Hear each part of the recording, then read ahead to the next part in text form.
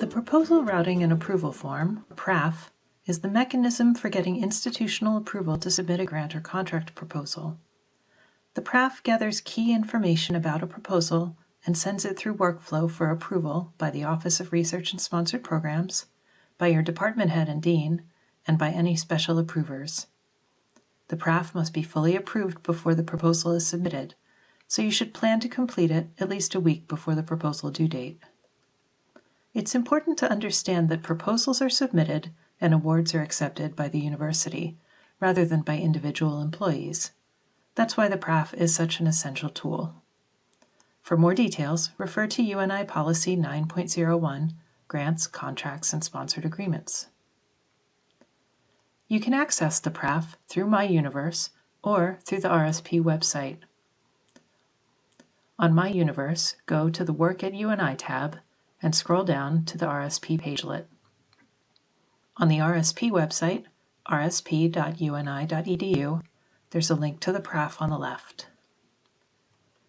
The PRAF webpage includes guidelines, FAQs, blank versions of the form for reference, a list of attachments that will be needed, and information about when a PRAF is required. To get started, click on Electronic PRAF.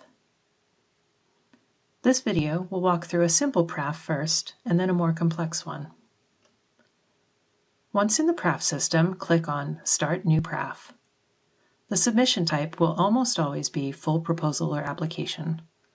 Preliminary proposal only applies to letters of intent or pre-proposals that require a budget. Data entry on the PRAF is organized into 5 tabs, and fields with a red asterisk next to them are required. First, information on the principal investigator or project director. Whenever you see this flashlight icon, you must use it to search rather than typing into the field. Select the PI and their information auto-populates. Next, select the department responsible for overseeing the project. Almost always, this will be the PI's department or unit. We'll talk about course releases and adding co-PIs later in this video. When you're finished with this tab, be sure to click Save or Save and Proceed. If you click on the next tab at the top without hitting Save first, your work will be lost. The next tab is basic information about the proposal. If this is a resubmission, that is, the same or a similar proposal was previously declined, select Yes at the top. Proposal type is typically New, unless the proposal is for a new year of an incrementally funded project, in which case select Continuation. If it is for funding that is received repeatedly but requires a new application each time, select Renewal. You can type or paste your project title here, and for the project period, you can either use the calendar pop-ups or type into the fields.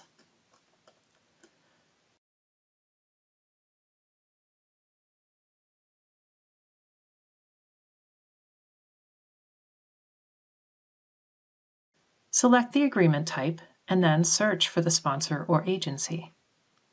The best way to use the search is to type in the most distinctive part of the sponsor's name. Let's say the sponsor is the U.S. Department of Agriculture. If I spell out the word department, but in the database it's abbreviated, the search won't find it. But typing in just agriculture brings up a short list I can choose from. If you don't find the specific funding opportunity in the database, simply search for and select the word Unknown. Enter the proposed deadline date and the time if known. Type of deadline is electronic date or timestamp, unless a hard copy has to be submitted. Then select the submission method and who is responsible for submitting the proposal. Usually RSP staff, but sometimes the PI is responsible. Next, select the project function. A large majority of projects are either research or public service. These codes have specific definitions, so if you're not sure, consult a pre-award staff member. Moving on to the Budget tab, let's look first at the box on the right for facilities and administrative costs. UNI's federally negotiated rate is 35.1%, so usually that is the one to select, but some sponsors limit the rate. For the base, you can select Modified Total Direct Costs, or Other. Typically, if the 35.1% rate is being used, you will select MTDC, and if a reduced rate is being used, select TDC.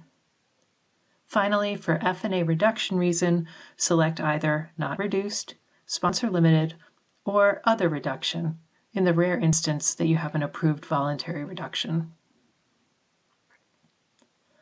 On the left, enter the direct costs for the first year of the project.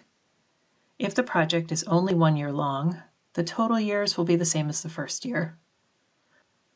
On the second line, enter the indirect costs, and the totals will auto-calculate. We'll talk about subawards and cost share a little later. For the question about whether the project will generate income, that should only be answered yes in a few circumstances. A good example is if funding you are requesting will be used to develop and host a conference, and you'll be charging a registration fee to those who attend the conference. That's program income. This tab has 20 questions about various research compliance issues.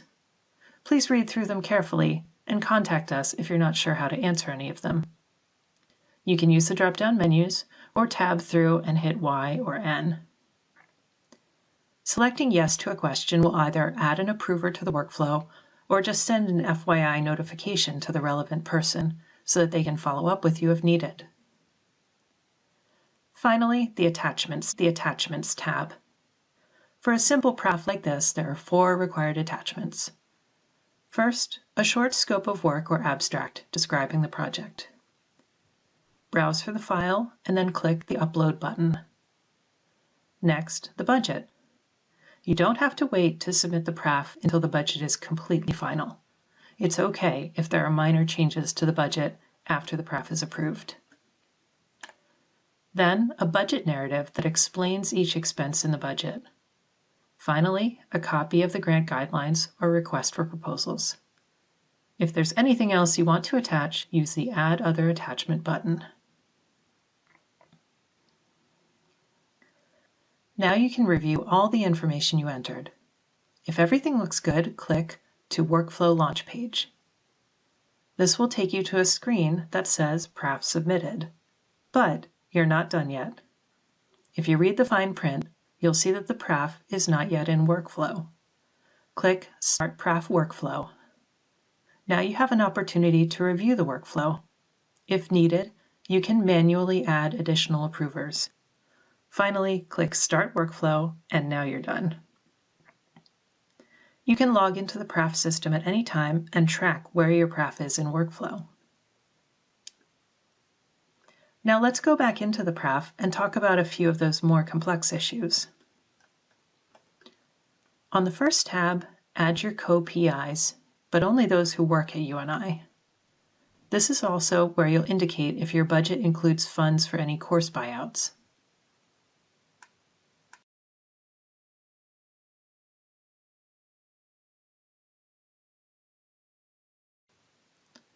On the Proposal tab, here's how you indicate whether this proposal is for a sub-award from a lead institution. For example, let's say I'm not applying directly to the U.S. Department of Agriculture. Instead, Iowa State is submitting the proposal and UNI is included as a sub-awardee.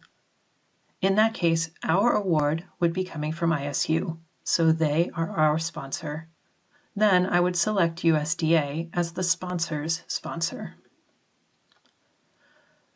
On the other hand, if UNI is going to be making a sub-award to another organization, then I click Yes to this first question. And if the proposal includes cost share or matching funds, I answer yes to this question and fill in the cost share amounts here.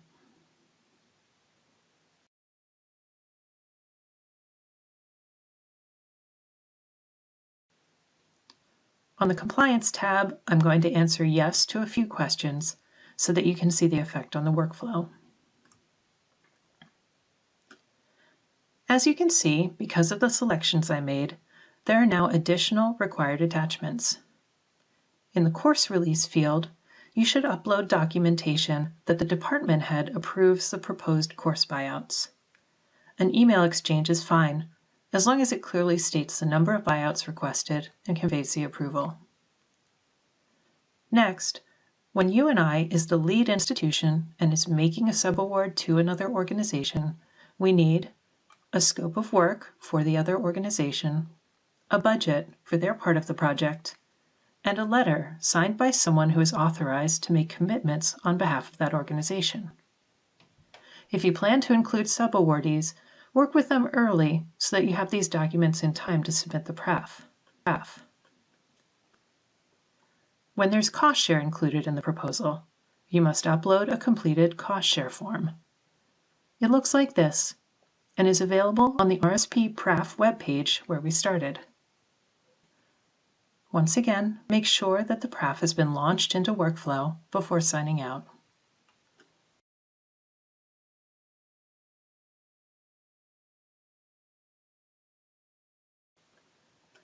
When the PRAF has been created by someone other than the PI, it goes to the PI for approval.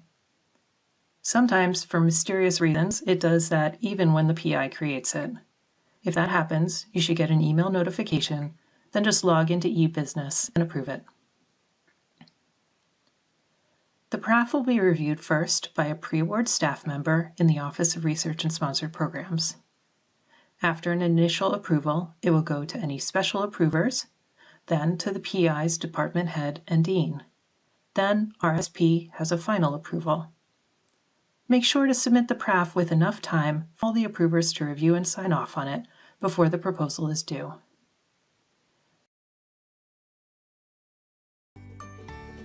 Thank you for watching this video. Reach out to the RSP pre-award staff with any questions you have about the PRAF or during the proposal development process. We are here to help.